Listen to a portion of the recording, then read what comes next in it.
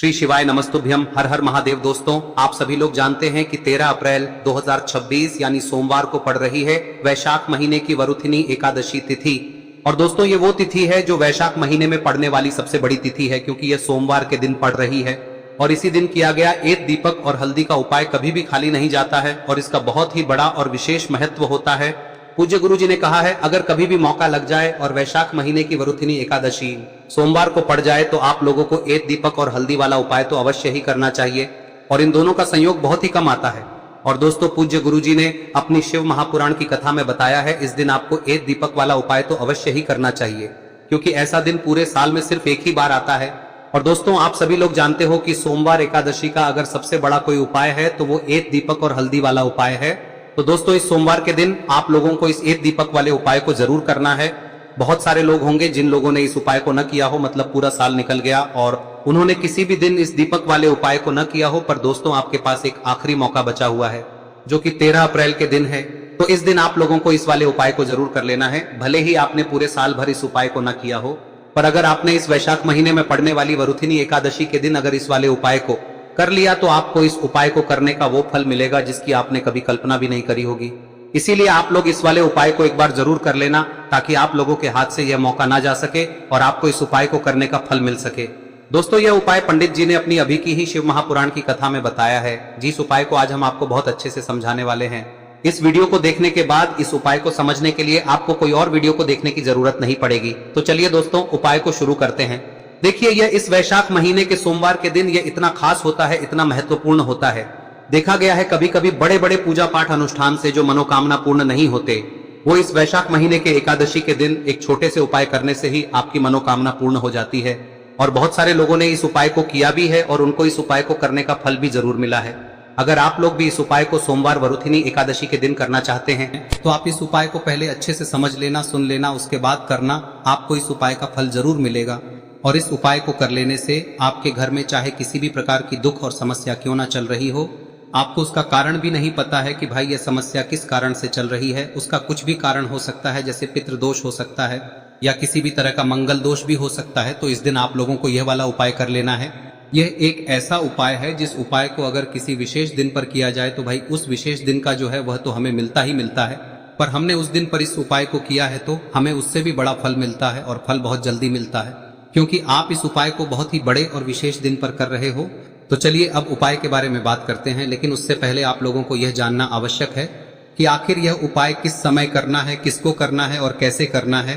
तो चलिए हम आगे आपको वीडियो में एक एक करके बता देते हैं। लेकिन उससे पहले अगर आप लोग हमारे चैनल पर नए हैं तो हमारे चैनल को सब्सक्राइब कर लेना और इस वीडियो को लाइक करके कमेंट बॉक्स में श्री शिवाय नमस्तुभ्यम ओम नमः शिवाय जरूर टाइप कर देना।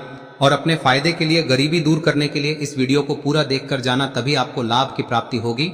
यदि आज आपने वीडियो को बीच बीच में से देखा, काट काट कर, तो दोस्तों इस एक दीपक वाले उपाय को हमें इस एकादशी के दिन कैसे करना है, किसको करना है, किस समय करना है और कहां पर करना है, ये सारे सवालों के जवाब आपको इस वीडियो में मिल जाएंगे। और जो ये वीडियो देखेगा भाई, उसको एक दीपक और हल्दी वाला उपाय जरूर करना चाहिए, क्योंकि इस दिन दीपक का भी बहुत ही बड़ा और विशेष महत्व होता है।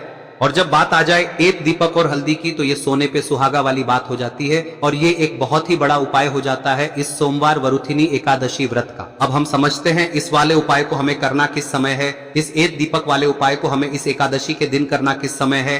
तो देखिए, इस उपाय को करने का जो समय है वह सुबह का समय है और शाम का समय भी है। अब देखिए, यहाँ पर हम मुख्य रूप से सुबह का समय नहीं बोलेंगे, क्योंकि 13 अप्रैल सोमवार वरुथिनी एकादशी का दिन है और इस दिन प्रदोष काल के समय का बहुत महत्व होता है। बाकी अगर सुबह के समय भी करेंगे तो भी अच्छा होगा, उसमें कोई भी दिक्कत वाली बात नहीं है। तो चलिए जानते हैं इस विशेष उपाय के बारे में। लेकिन उससे पहले एक प्रार्थना, अगर आप इस चैनल पर नए हैं तो आप इस वीडियो को लाइक करें, चैनल को सब्सक्राइब करें और कमेंट बॉक्स में आप अपनी राशि या अपना नाम जरूर डाल दें, क्योंकि हम राशि से जुड़ा भाग्य भी बताते हैं और भाग्य में चल रही परेशानियों को दूर करने के लिए वह आसान से आसान उपाय भी बताते हैं। तो चलिए अब हम अपने सबसे पहले उपाय की बात कर लेते हैं। देखिए, वैशाख मास के दिनों में विशेषकर भगवान शिव और माता पार्वती और विष्णु भगवान का पूजन किया जाता है। अब साथ ही साथ वरुथिनी एकादशी का दिन भी पड़ गया है, तो ऐसा समझ लीजिए आपके जीवन में धन भी आएगा, सुख भी आएगा, धन बढ़ेगा भी, और साथ ही साथ आपके जीवन के सारे संकटों को भगवान शिव जी दूर कर देंगे। तो चलिए सबसे पहले बात कर लेते हैं सबसे पहले उपाय की, जो कि एकादशी वाले दिन आपको विशेष कर करना है। और इस उपाय को करने से आपकी कोई भी ऐसी इच्छा कोई भी विश जो अभी तक अधूरी है, पूरी नहीं हो रही है, तो आपकी बड़ी से बड़ी विश और मनोकामना भी पूरी हो जाती है। जब आप सोमवार एकादशी वाले दिन इस पहले उपाय को कर लेते हैं तो देखिए, आप सभी जानते हैं कि श्री हरि विष्णु जो है उन्हें तुलसी दल सबसे प्रिय है। बिना तुलसी माता के श्री हरि विष्णु अधूरे हैं और बिना तुलसी पत्तों के श्री हरि विष्णु का भोग अधूरा है। अब श्री हरि विष्णु को प्रसन्न करके आप अपनी किसी भी मनोकामना को पूरा कर सकते हैं, क्योंकि श्री हरि विष्णु प्रसन्न हो गए तो आपकी कोई भी विश और इच्छा मनोकामना अधूरी नहीं रहेंगी।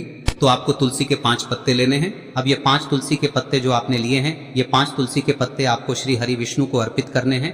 अपने घर के मंदिर में ही ठीक है, ऐसा आपको करना है। आपके घर में श्री हरि विष्णु की कोई मूर्ति है, प्रतिमा है, वहां पर यह 5 तुलसी के पत्ते आप रखें और साथ ही साथ एक देसी घी का दीपक गोल बाती का आपको लगाना है और ओम नमो भगवते वासुदेवाय नमः इस मंत्र का आपको 11 बार जप करना है। देखो मंत्र कौन सा है, ओम नमो भगवते वासुदेवाय नमः, और फिर श्री हरि विष्णु से अपनी विश, अपनी इच्छा, अपनी मनोकामना कह देना और फिर देखना आपकी विश और इच्छा, जो भी आपकी मनोकामना है, जो भी अपने जीवन में आपको चाहिए। अगर निर्धनता बहुत है, आप अपने घर से गरीबी को दूर करना चाहते हैं, या फिर धन आपका बढ़ता नहीं है, आप चाहते हैं कि आपका धन बढ़े, या फिर आपके घर में फिजूल खर्ची बहुत होती है, पैसा आपके पास नहीं रुकता है, आप चाहते हैं कि पैसा आपके पास रुके, या फिर घर में कोई व्यक्ति ऐसा है जो बहुत बीमार रहता है, या फिर किसी का विवाह नहीं हो पा रहा है, तो जो भी आपकी इच्छा है, जो भी आपके विश है, बस एक बार श्री हरि विष्णु से कह दें। दिन है, साथ ही 7 साल का सबसे बड़ा दिन है। यह दिन इतना उत्तम है कि जो आप श्री हरि विष्णु से मांग लेंगे, जो उनसे कह देंगे, वह आपकी विश, आपकी मनोकामना को बहुत जल्दी पूरा कर देंगे। तो यह पहला उपाय है। चलिए बात करते हैं दूसरे उपाय की। देखो, यदि आपके जीवन में आर्थिक संकट बहुत अधिक हो रहे हैं, धन की समस्या लगातार जीवन में बनी हुई है, एक एक रुपयों को प्राप्त करने के लिए आपको बहुत अधिक मेहनत कर रहे हैं, तो आज रात्रि में सोने से पहले आपको हो यह चमत्कारी दीपक का उपाय अवश्य करना है। या फिर यदि आपका जो व्यापार है, बिजनेस है, दुकान है, वह अच्छे से नहीं चल पा रही है, तो आज रात्रि में इस विशेष दीपक का उपाय आपको अवश्य करना चाहिए। देखो दोस्तों, दीपक हमारे घर में सभी नकारात्मक शक्ति को बाहर करता है। यह उपाय आपको साल में केवल 1 बार करने का ही मौका मिलता है। देखिए, इस उपाय के लिए आपको तुलसी जी की जो सूखी लकड़ी होती है उसे ले लेना है। देखिए दोस्तों, यदि आपके पास पुरानी तुलसी जी की लकड़ी है तो उसे आप ले सकते हैं, और यदि आपके घर में तुलसी जी जो लकड़ी है वह सूखी हुई है तो उसकी लकड़ी आप तोड़ के इस्तेमाल कर सकते हैं। लेकिन आपको ध्यान रखना है कि सूर्यास्त से पहले पहले ही आपको ये जो तुलसी जी की लकड़ी है इसे अवश्य ही तोड़ लेना है। तो इस उपाय के लिए आपको सबसे पहले तो एक मिट्टी का दीपक लेना होगा, चाहे तो आटे का दीपक भी ले सके, क्योंकि आटे का दीपक सभी दीपक में सर्वोत्तम माना गया है। इस दीपक के अंदर आपको शुद्ध घी का प्रयोग करना होगा, और इससे दीपक के अंदर आपने जो तुलसी जी की लकड़ी ली है उसे भी रख देना है। लेकिन ये जो तुलसी जी की लकड़ी है, इसमें आपको चारों तरफ अच्छे से घी लगा लेना है। देखिए, गुरुजी ने बताया है कि जो तुलसी जी की लकड़ी है, यदि आप उपाय करते हैं और बहुत ही शीघ्रता से जल जाती है, तो इसके लिए आपको एक कार्य करना है। आपको थोड़ी सी रुई ले लेनी है और उस रुई को आपने जो तुलसी जी की लकड़ी ली है उस पर अच्छे से चारों तरफ लपेट देनी है। तुलसी जी की लकड़ी के ऊपर रुई लपेटने के बाद इसे आपको पूरा घी के अंदर डुबो लेना है। अब इसे आपको बाती के रूप में प्रयोग करना है। अब दोस्तों, इस दीपक को आपको प्रज्वलित कहां करना है? तो इस दीपक को आपको या तो भगवान विष्णु के सामने प्रज्वलित करना होगा, या फिर आपको भगवान श्री राम के सामने प्रज्वलित करना होगा, या फिर भगवान कृष्ण के सामने, यानी कि भगवान विष्णु के जो भी अवतार हैं उनके सामने आप ये दीपक प्रज्वलित कर सकते हैं। या फिर आप इस दीपक को माता तुलसी जी के सामने भी प्रज्वलित कर सकते हैं। पूज्य गुरु जी ने बताया है कि जो भी व्यक्ति इस प्रकार से तुलसी जी की डंडी से या दीपदान कर देता है, उसके जीवन में कभी भी धन की समस्या नहीं होती है। इसीलिए आपको ये पूरे साल में केवल 1 बार ही मौका मिलता है। इस उपाय को करके देखना, आपकी सभी इच्छाएं जरूर पूर्ण होंगी। ये जो उपाय है रात्रि में सोने से पहले करना है। अब बताते हैं तुलसी के गमले में आपको वह कौन सी चीज डालनी है जिस उपाय को करने से आप अपने जीवन में महाधनी बन जाएंगे। इतना धन आपको मिलेगा कि कभी भी आपके धन में कमी नहीं आएगी, कभी भी आपका धन बर्बाद नहीं होगा। आपके पैसे की बर्बादी बिल्कुल आपके जीवन से रुक जाएगी। और जो लोग कहते हैं कि घर में पैसा तो आता है, पैसा रुकता नहीं है और पैसा बढ़ता नहीं है, वृद्धि नहीं हो रही है, उन्हें भी विशेष यह तीसरा दिन जरूर करना चाहिए।